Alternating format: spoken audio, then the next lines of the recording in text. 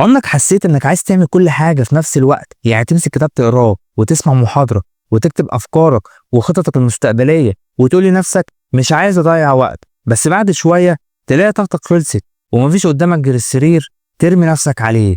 اعمل لايك واشترك في القناة وتعالى نعرف فين المشكلة. معروف ان المخ البشري قوي جدا وقادر يستوعب ويعمل كل حاجة. ايوه المخ قوي فعلا، بس الابحاث الحديثة اثبتت ان مفيش حاجة اسمها انك تركز في اكتر من مهمة في نفس اللحظة. ليه؟ لان ده بيعمل تشتت في الانتباه، او على الاقل بيضعفه جدا. الدراسات النفسية اكدت ان عملية توزيع الانتباه مستحيل تديك تركيز كامل في حاجتين. لو بتحاول تركز في حاجتين مع بعض تركيزك بيتقسم 50% لكل عملية بتقوم بيها، لكن لو ركزت في مهمة واحدة في نفس الوقت هتنجز أسرع وتقلل التوتر والضغط النفسي اللي عليك. عالم الأعصاب دانييل ليفيتين بيأكد إن تعدد المهام في نفس الوقت بيأثر على المخ بشكل سلبي جدا، وده لعدة أسباب. أولهم إنه بيزود هرمون الكورتيزول، وده هرمون التوتر، وبيرفع ضغط الدم وبيقلل تركيزك. تاني حاجة بيخلي المخ يحرق الجلوكوز أسرع من الطبيعي، فبعد وقت قصير تلاقي نفسك فقدت الطاقة ومش قادر تركز. وكمان بيعمل نوع من الإدمان على تعدد المهام. المخ البشري فيه نواقل عصبية زي الدوبامين، والدوبامين هو المسؤول عن شعور المكافأة والإنجاز. لما تعمل كذا حاجة في نفس الوقت انت بتدخل لمخك كمية معلومات جديدة وكتيرة، وده بيحفز الدوبامين، فتبدأ تحس بمتعة وهمية وتتعود تدور على معلومات أكتر وأكتر من غير ما تركز أو ترتب أولوياتك. وعقلك بعدها مش بيقدر يركز في حاجة واحدة لأنها مش بتدي نفس المتعة اللي بيديها لك تدفق المعلومات، فتتحول من شخص بيتعلم بتركيز لشخص مدمن لمجرد جمع المعلومات. تبقى زي واحد بيجمع تحف من غير ما يعرف قيمتها، او زي اللي بيقرا عشرات الكتب من غير ما يفتكر عنهم حاجه. وفي الاخر اعزك الله تبقى زي الحمار الذي يحمل اسفارا من غير ما يستفيد منها، مجرد مدمن معلومات مش بيحقق فايده حقيقيه، وده بيضيع تركيزك وبتفقد قيمه العلم. دكتور عبد الوهاب المسيري اشار للموضوع ده وسماه الذئب الهيجلي المعلوماتي، وتقريبا كده نسبه للفيلسوف الالماني هيجل، والله اعلم. كان بيقول ان جوه الانسان كانه في ذئب بيضغط عليه يقرا كل حاجه ويجمع اي معلومه توصل له. حتى هو نفسه كتب ان كان بيقرا اي ورق يقع في ايده، واتمنى لو يقدر يقرا كل اللي انتجه البشر. الفكره ان الشخص بيتحول من راغب في المعرفه لراغب في العمليه نفسها. زي واحد مش بيعرف يرسم بس بيحب يمسك فرشه، النتيجه ايه؟ مجرد لوحات مشوهه ولخبطه الوان من غير فن ولا معنى. العالم إيرل ميلر من جامعة MIT عمل تجربة، طلب من مجموعة ناس يركزوا ويرتبوا ألوان معينة، وفي نفس الوقت كان بيفحص نشاط المخ بجهاز رسم المخ. النتيجة بتقول إن مستحيل تركز في أكتر من حاجة أو اتنين في نفس الوقت. سيب كده الموبايل وركز معايا. واللي بيحصل فعلا إننا بننط بسرعة من موضوع للتاني، زي دلوقتي كده هتموت وتحول وتشوف الفيديو اللي وراه، وقال يعني كده بتستفاد، وللأسف مفيش تركيز متوازي زي ما انت فاكر. وكمان الطبيب النفسي ادوارد هالويل وضح السبب، انك وانت بتحاول تركز في اكتر من حاجة بتسيب الموضوع الاول لحظات وتنقل تركيزك كله للموضوع التاني. النتيجة هي ضعف تركيز وضعف انتاجية. طب والحل؟ النصيحة بسيطة جدا، هتركز جهدك في حاجة واحدة، خلصتها وبعد كده انقل للتانية.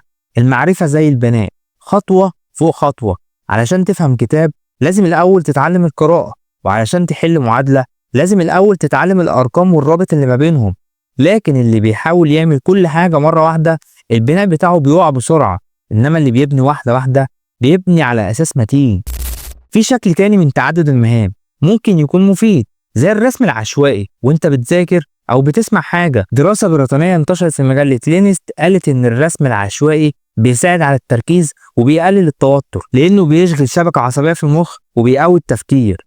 وكمان دراسة أمريكية لقت إن الحركات العشوائية الصغيرة زي إن تمسك كرة وتضغط عليها أو تتكتك القلم، وده بيقلل التوتر وبينشط الذاكرة. وفي 2009 دراسة بريطانية لقت إن الطلبة اللي بيستخدموا القلم بشكل عشوائي أثناء المذاكرة تذكرهم كان أفضل بنسبة 29% من غيرهم. الخلاصة، ممكن يبقى عندك أهداف كتيرة بس في اللحظة الواحدة ركز في حاجة واحدة بس.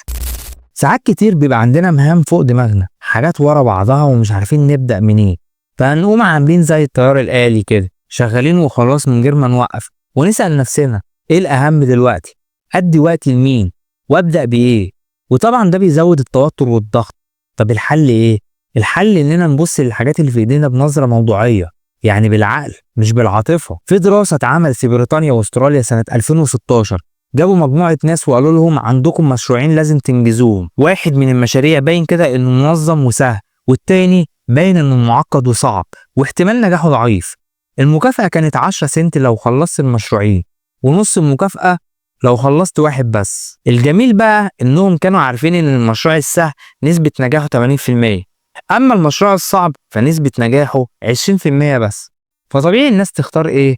السهل طبعا. بس هنا بقى عملوا تقسيمة ذكية، قسموا الناس لفريقين. الفريق الأول قالوا لهم لو نجحتوا هتكسبوا فلوس، والفريق التاني قالوا لهم لو ما نجحتوش هتخسروا فلوس. شايفين الفرق؟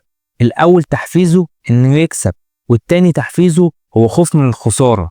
والنتيجة إن الفريق الأول خلص المهام وكسب الفلوس، لكن الفريق التاني من كتر ما كان مركز على فكرة الخسارة دخل السيناريو ده بعقله من الأول، وفعلا فشلوا في المشروعين.